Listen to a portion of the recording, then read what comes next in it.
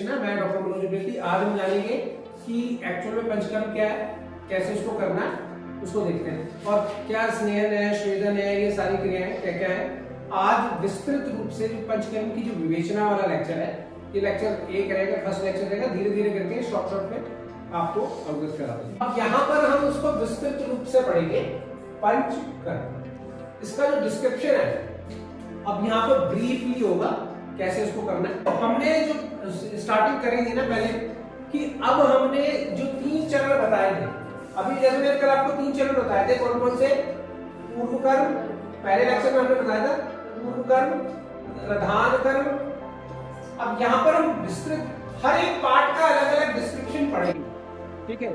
कि स्नेहन क्या है, स्वेदन क्या है, पर्टिकुलर दीपन पाचन क्या है, ये सारी चीजें हम यहाँ पर इंडिविजुअली डिटेल में पढ़ेंगे।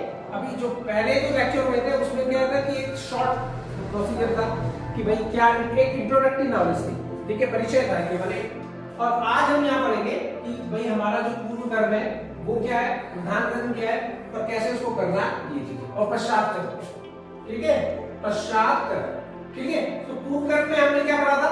कर्म में आया था दीपन पाचन, एक बार पूरा डिटेल कर देते हैं उसको।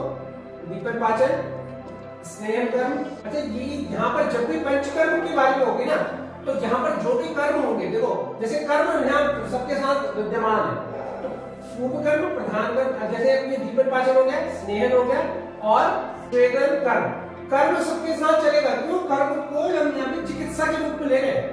कर्म को हम किसके रूप में ले रहे हैं? चिकित्सा। तो यहाँ पर अब ये जो पंचकर्म थी, कौन सी चिकित्सा थी? संशोधन चिकित्सा, ठीक है ना? तो चिकित्सा है, तो ये सारी चिकित्सा होंगी। अब इसके अंदर जो ओवरऑल जो भी चीज होगा वो सब ट्रीटमेंटल पार्ट होगा। अब यहाँ पर कौन सा आएगा? वमन, वमन कर्म। प्रधान कर्म में क्या होगा? वमन कर्म। इसी के नाम से तो पंचकर्म रखा जाएगा।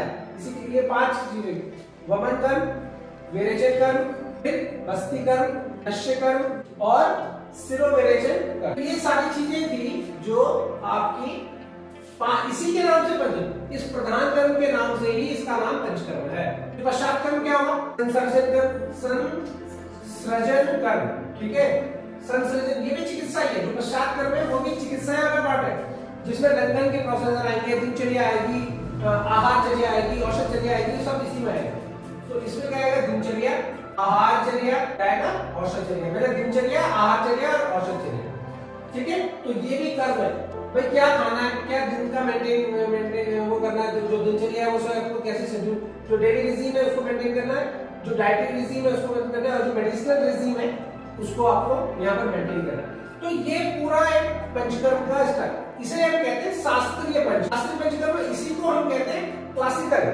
क्लासिकल पंचकर्म यही है, ट्रेडिशनल पंचकर्म यही है। इसी को हम ट्रेडिशनल, क्लासिकल, शास्त्रीय यही है। अगर कोई कहता है भाई मुझे तो शास्त्रोक्त पंचकर्म कराना है, तो फिर वो यही वाला शास्त्रोक्त पंचकर्म होगा, जिसमें पूर्व कर्म होगा, प्रधान कर्म होगा, पश्चात कर्म होगा। अगर आपने पूरे ये समझ लिया तो आपको समझ में आएगा कि शास्त्रीय पंचकर्म और केरलीय पंचकर्म में क्या अंतर है। 2 प्रकार के पंचकर्म है। एक तो होता है शास्त्रीय, जिसमें पूर्व कर्म होगा, प्रधान कर्म होगा, पश्चात कर्म होगा, और एक होता है केरलीय पंचकर्म। केरलीय पंचकर्म, तो केरलीय पंचकर्म में क्या था? जो केवल सामान्य चिकित्सा के लिए है, जिसमें पूर्व कर्म, प्रधान कर्म की कोई आवश्यकता नहीं है, ठीक है।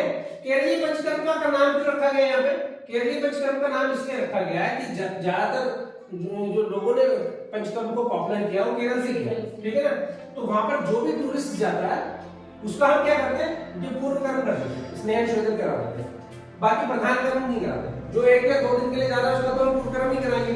तो इसीलिए इसका नाम ज्यादा पॉपुलर करने के लिए केरलीय पंचकर्म कर दिया, ठीक है। तो ये थेरेपेटिक है। कौन सा है? थेरेपेटिक पंचकर्म है, थेरेपी होती है उनके।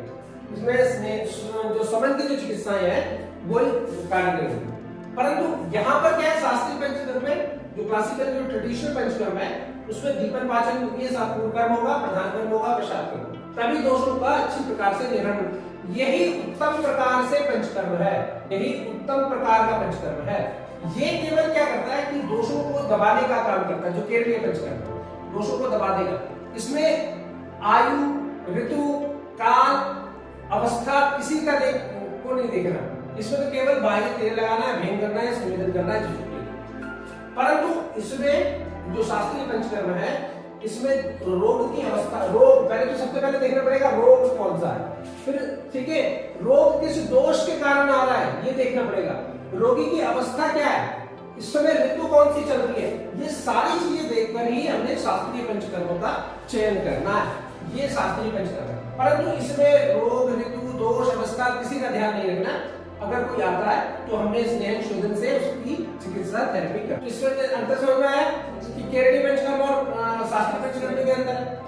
तो ये कॉस्मेटिक है, ये वाला जो केरली जो है वो कौन सा है, थेरेपेटिक और कॉस्मेटिक। कॉस्मेटिक में सौंदर्य के लिए कर रहे हैं हम इसको, ठीक है भाई। अब जो कोई जा रहा है केरल जा रहा है तो यार चलो मसाज करा ले, चलो गहराई करा ले, ठीक है, तो ये चीज है, परंतु उसकी आवश्यकता नहीं है उसको, फिर भी करा रहा वो, क्योंकि वो गया है वहां पे। अच्छा वहां पर क्या, यहाँ पे क्या रिजॉर्ट पे जाओगे, होटल में बहुत सारे पंचकर्मा सेंटर खुले हैं, गली गली में खुले हैं, तो आपने सोचा चलो एक बार तो करा के देख लो, केरल आया पंचकर्मा तो कराएंगे, तो वहां पर ये केरली ये पंचकर्मा है। पर शास्त्रीय पंचकर्म में आपको पूर्व कर्म, प्रकार कर्म, प्रसाद कर्म, ये तीनों कर्म का विधान है। अब हम इसी को हम ब्रीफली पढ़ेंगे। अगर आपको वीडियो अच्छी लगे तो उसको लाइक करो, सब्सक्राइब करो। धन्यवाद।